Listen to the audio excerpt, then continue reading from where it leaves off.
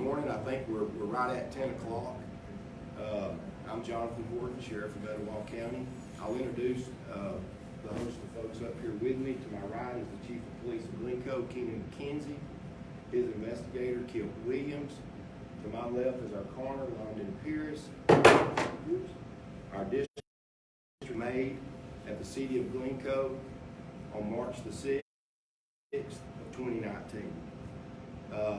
Earlier this week, after several agencies that are not even represented here, and not only here, but across the state and in different areas, have diligently searched to try to find Ms. Collier's vehicle after it became missing, of none avail. Once it was found, to me that was understandable, because it was like a needle in a haystack. It was actually discovered by a group of rabbit hunters as they were hunting on some land that they had leased, and they came upon the vehicle, and at that time they sent to the sheriff's office a tag and a picture of that vehicle, and that was the vehicle that we had been trying to locate since March the 6th of 2019. At that time, the sheriff's office, it's Investigator Stephen Hooks' area of responsibility, and the Department of Forensic Sciences at Jacksonville State's team came, and we began to process the scene. The purpose of today is to let Chief McKenzie speak to you. It is their case, but we want to thank all of those that have helped along the way. I know he will speak of that as well. And the main goal, as you may know, Mrs. Collier's got some family that's to my left over here, is to bring closure for the family and to let people know that we believe Mrs. Collier has been found. And our sympathy, our prayers, I know as well as these gentlemen here are with them.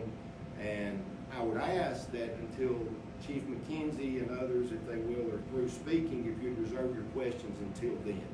And so at this time, I'm going to turn it to the Chief of Police of Glencoe, Chief Keenan McKenzie. Thanks, Sheriff.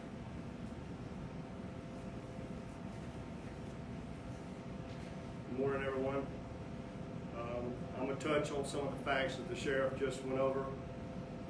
On February 16, 2022, around 9:40 a.m., a gentleman that was rabbit hunting located a blue Kia bearing a Florida tag. Near the front of the vehicle, he located a purse that contained a wallet. Inside the wallet was a Florida driver's license for one Virginia B. Collier. He immediately notified the Etowah County Sheriff's Office. Investigators with the Sheriff's Office and with Glencoe Police Department met with the hunter that had found the vehicle at the Black Creek Fire Department. The gentleman escorted investigators to Scrouge Out Drive, which address is actually in Collinsville, Alabama. At the end of Scrouge Out Drive, the investigators entered the woods to make their way to the vehicle. Before investigators could make it to the vehicle, human remains, skeletal remains was found, believing to be one Virginia B. Collier. Some clothes and other items was also located near the vehicle. At that time, we notified Center for Applied Forensics and also the Etowah County Coroner's Office. They responded to the scene, they processed the scene, collected the items. The personal items, such as the purse and some other items belonging to Ms. Collier, was turned over to the Glencoe Police Department.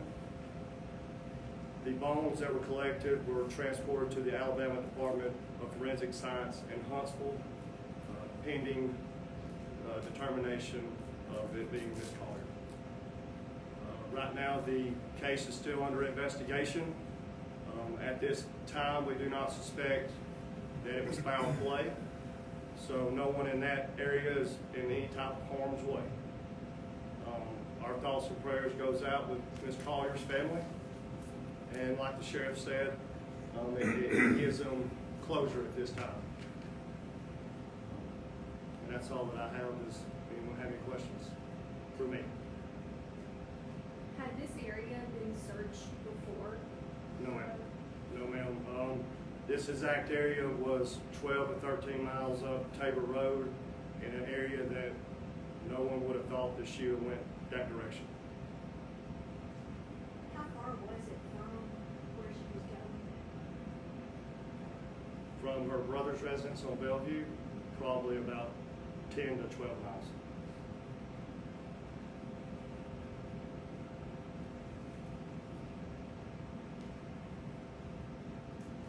Was her purse still found on a road? From the aerial photographs, it looks like it's off the road. Speaking to the property owners 4 to 5 years ago, that piece of property had been clear cutted. So with her driving on that roadway, it would have made her easier for her vehicle to be in that aerial photograph that you see. Did her vehicle have any damage or anything to it? It had small damage, from what I understand. She may have struck a couple of small little trees because you can see it's grown up right in there. That's all I know, and it probably disabled it.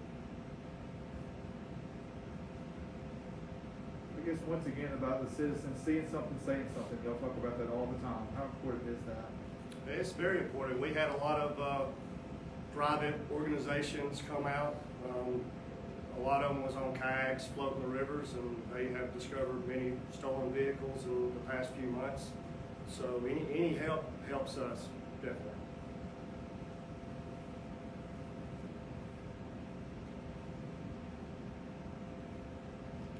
Thank you very much for coming out.